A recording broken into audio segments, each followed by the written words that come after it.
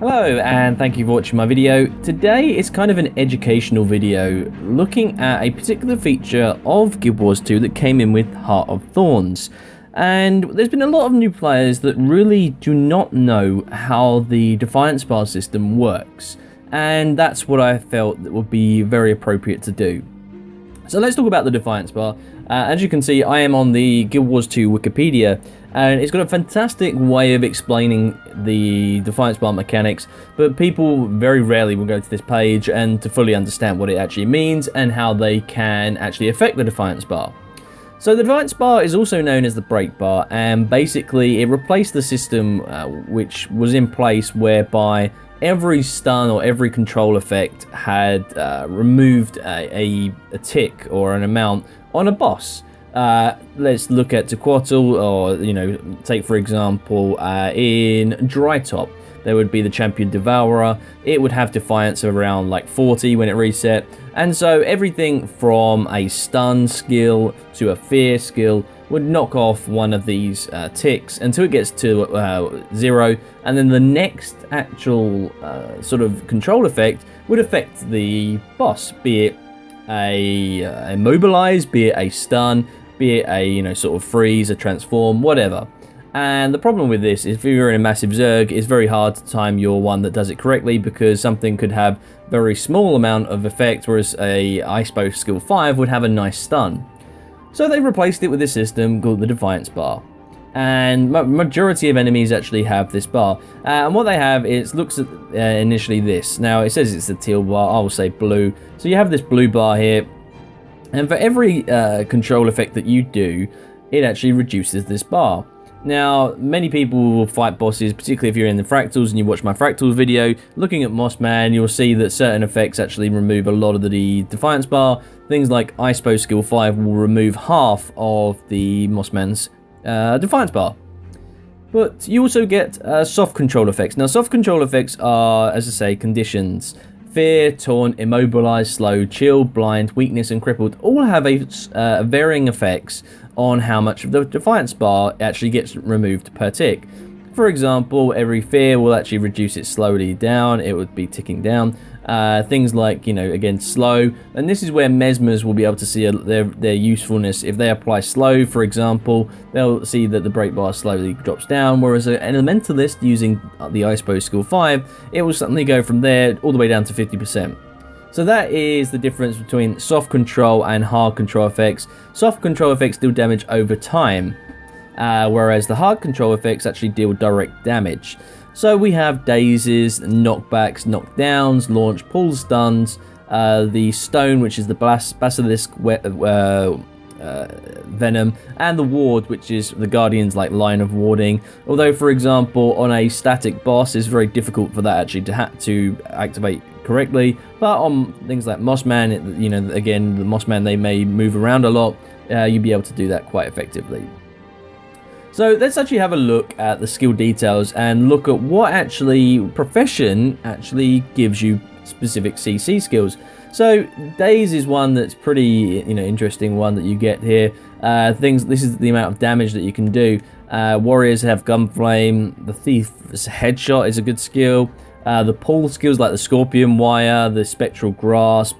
The actual Revenants have 2 skills. Into the Void for the Mesmer, that into the Void is the Focus skill 4, which actually pulls them along. Again, your shit Temporal Curtain, that's the Into the Void skill. So that actually removes some of the Defiance Bar. Knockbacks, you got Kick for the Warrior, repeating shots. Gust, which is the Elementalist Air 4 skill. Point Blank Shot, very, very useful. That really fantastic skill for the Rangers, particularly useful in the Auric Basin meta event in the south side when you actually have to knock the bomb to the end. That's the same sort of skill. That is a CC skill. Surge of the Mist, repeating shot. Gale is a good one as well. One of the Surge of the Mist, for me, it's one of the best ones to actually do. It's the Revenant skill 5 on the staff. Now, for me, this is a huge knockback because it's a knockback, but you can hit it for up to a number of different times. And it actually really does a multiple amount of hits, can really eliminate a break bar very, very quickly. So for Revenants out there, if you're on the staff, using skill 5 is a great way to eliminate the break bar. Launch skills, so things like updraft, and the updraft is one of the skills on the elementalist. That is with the offhand dagger. That's the one where you knock them up in the air. Big old bomb, that's one of the F skills on the engineer. And then you've got things like wild blow, stomp. Stomp is a skill, again, you launch them into the skill. It's a utility skill, so you have that on the second hand side of your break bar. And then you're getting things like, transform, hitting with the signet of humility, which is the mower. You can mower someone, it will actually remove 1,000 from the Defiance Bar skill. Very, very big Defiance Bar removal. Same thing like, Gale is a good one. Gale being the focus skill is a good knockdown, and that actually, again, removes 400 from the Defiance Bar. So a really effective one. But if you look at Deep Freeze being the Conjure Ice Bow one, so that shows you that just by using the Ice Bow 5 skill, you can, for example, on Mossman at the high levels, the Mossman actually has around about 600 to 700 Defiance Bar, whereas if you use your mower, you can break that straight away. And this is all effective. Now, why are we looking at actually wanting to break the break, the break bar? What is good about eliminating the Defiance Bar? Well, this is where we come and have a look. Now, all these characters here, you can see here from Gorseval the Multifarious to Foulin in the personal story, the veteran Chak Blitzers, the champions all over the place in Heart of Thorns. Yeah, it actually shows you how much of the bar they actually have and how actually quickly they regenerate their break bar. Also, it says if it actually scales, things like the mega bosses, they'll scale. Things like, if you imagine the Shatterer now, he has a break bar, so that actually scales with the number of players. But this is the key actual tab, the breaking effect. And this is the majority of what happens. You get a 5-second stun, which means they're not going to be doing any damage, but you'll actually do 50% more damage. Now, if you're hitting, for example, for 2,000 damage, suddenly you're going to be hitting for 3,000. And it's actually really, really useful to eliminate and really cleave down an enemy much, much quicker. So, because you have 5 seconds to get in all of your elite attacks to do a huge amount of damage. And it's obviously where you're having your might skills can really do something beneficial. And there are certain enemies, if you think to the actual meta event in Dragonstand, you get these moss hearts that actually come, and they're really, the champion moss hearts. And when you eliminate the break bar, you can do a ton of damage on them, and that they actually become very, very vulnerable indeed. And so eliminating the break bar allows you to do a huge amount of damage all at once. But this is a very, very useful thing to actually check out. And what I'm going to do, I'm going to go and actually look at the skills. So these are the skills you actually have. Now, I went through already on the Necromancer, we went through above and looking at some of the skills and what they do. But here you can see, obviously, things like Fear, which you do with Doom skill. Very useful, can actually remove some of the CC on that. Dark Path, you can actually chill them. Again, a soft CC there. We go down and look at the Reaper skills, all the chill skills. Remember, if we come back again and actually look, chill actually is a soft control effect that deals 33 Defiance Bar damage per second.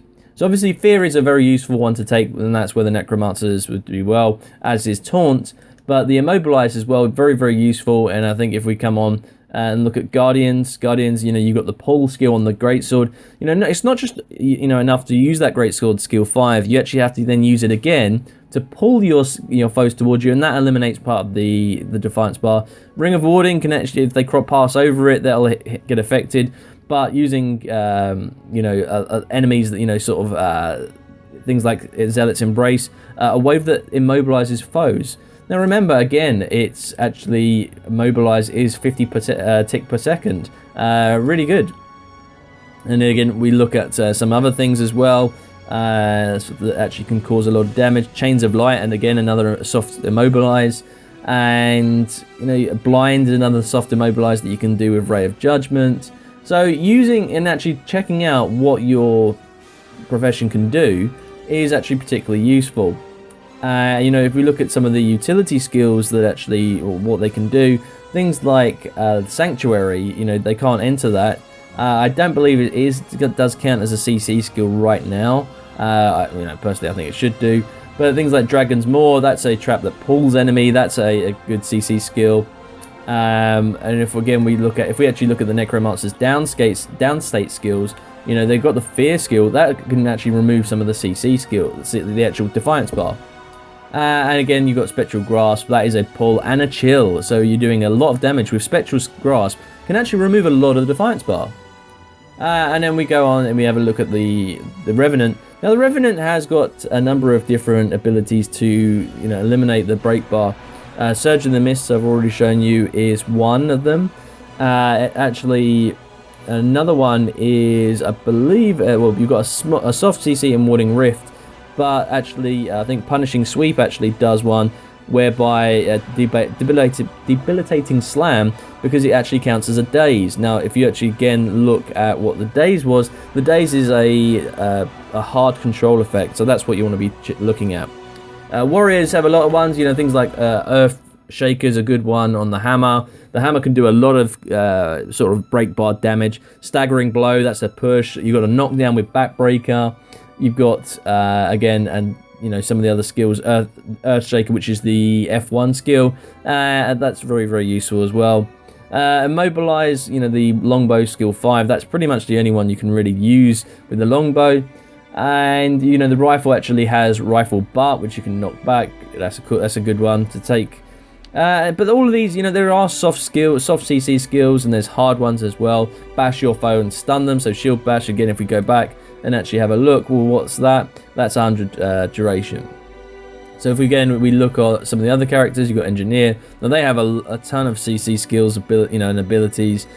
You just get obviously all the kits, they can do different things. The throw shields, you know, you can stun your nearby attacker, then daze them. The shield 5 skill can do a lot of actually Defiance Bar damage and remove a lot of that.